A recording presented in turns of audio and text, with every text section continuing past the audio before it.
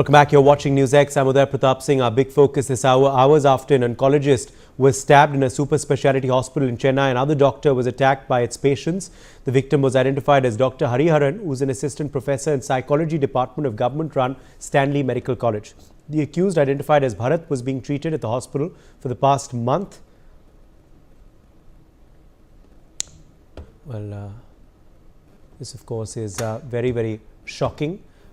Clearly, of course, in fact, there are big questions now as to how did a man armed with a knife manage to enter a secured hospital. This attack, of course, coming amidst a nationwide outcry over the safety of medical professionals has prompted doctors at the hospital to suspend non-emergency treatments in protest. The incident follows the recent rape and murder of a doctor in Kolkata, sparking strikes across India. Nadu CM MK Stalin has condemned the violence, pledging to protect doctors who selflessly serve the community. But as protests spread, is it finally time for a comprehensive action plan to prevent such violence? How do we ensure the safety of those who save our lives? Well, joining us now live on the broadcast is Dr. R.V. Ashokan. He is President, IMA, Indian Medical Association. Welcome. Thank you very much for being with us today, Dr. Ashokan. Two more incidents of doctors being attacked have emerged from Chennai. How upset is the IMA with this development? We are very deeply sad. Yes, the right word is frustration. But the disappointment is not unexpected. Governments and bureaucracy are part of the problem. So they are not one acknowledging it. Whenever they face a situation, they try to be superficial, try to get around it, and want to avert a situation. Do not address the issues in its real sense. They are not serious. Neither the governments nor the bureaucracy of this country is serious about the violence in our hospitals. The Supreme Court has formed an NTF for doctors' safety. Why are we not being able to increase security for doctors is the big question, Dr. Ashokan.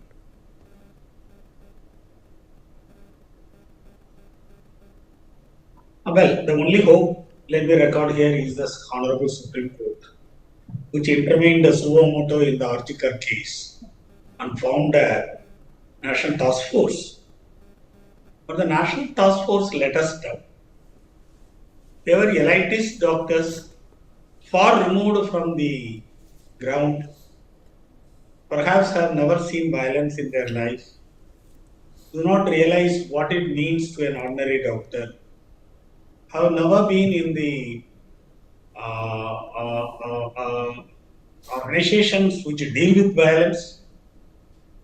So naturally, the product that came out of that national task force is a great letdown for the medical fraternity and is disappointing.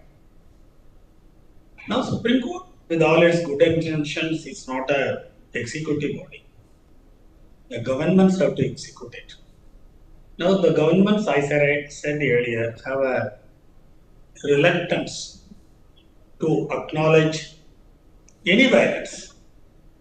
They simply want to close their eyes on violence. Perhaps do a job which they think will be like a something like a eyewash. So IMA naturally is frustrated, as you rightly said, and we are being used as a soft target for the failure of all the governments since independence in not being able to provide a proper healthcare in this country. But if they are expecting doctors to keep quiet, I think a line has been crossed with what has happened in Chennai. We need to, the profession is undergoing an introspection. The profession has been very silent and we have been expecting the nation to correct itself. Right from the day that the patient was called as a customer, regulations and the public etiquette of ministers and MLAs against doctors in government hospitals, they are part of the inciting the violence against doctors.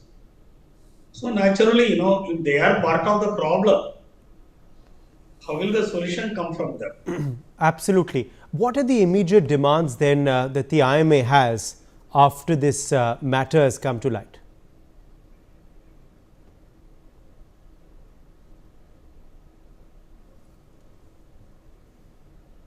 Dr. Ashokan?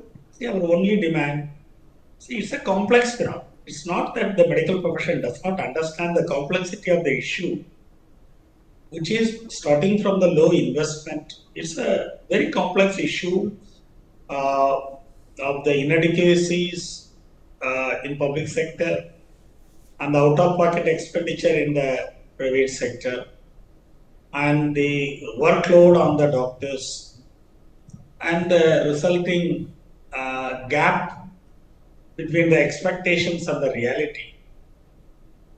But there has to be a political will to call a spade and then be honest with the doctors of this country.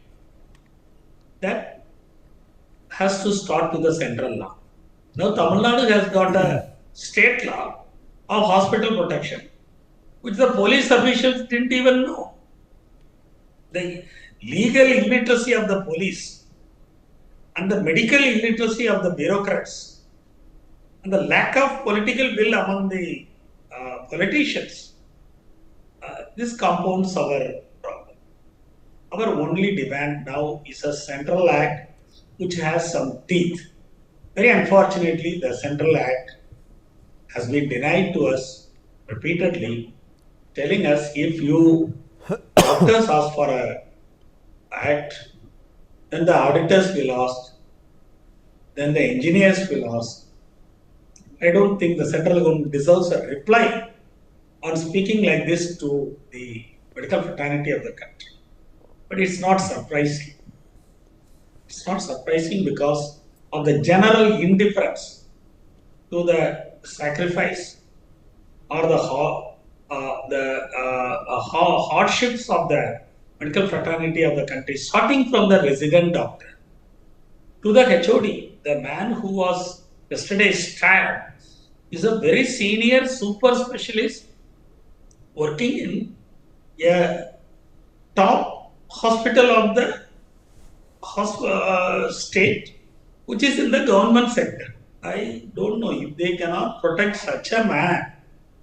What right these governments have to exist?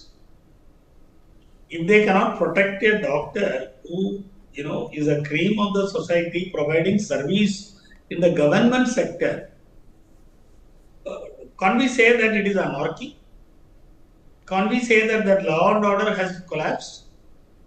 What is the security that an ordinary citizen is going to get from such governments?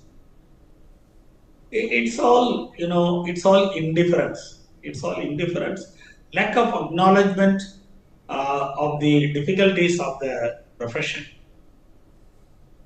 So our only demand even today is start honestly. You are not honest. The governments are not honest. The bureaucrats are not honest.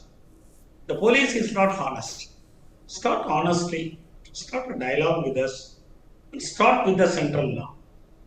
Unless the central law comes, the doctors of this country are not going to recognize any of this government's initiatives. All right. And now my final question to you, Dr. Ashokan, before we let you go. The doctors in Chennai are protesting. The doctors in Kolkata are protesting. Why isn't this the biggest national crisis right now?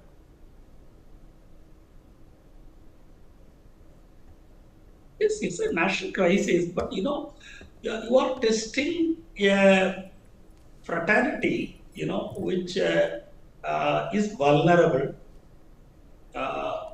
which is, and also take into the consideration that 65% of the doctors are women doctors today. More and more women are taking to medical profession. So the security needs of the medical profession is also being upgraded. And it's a national crisis. It's truly a national crisis. One good change in the entire thing is that the sympathy that the nation is showing to the fraternity.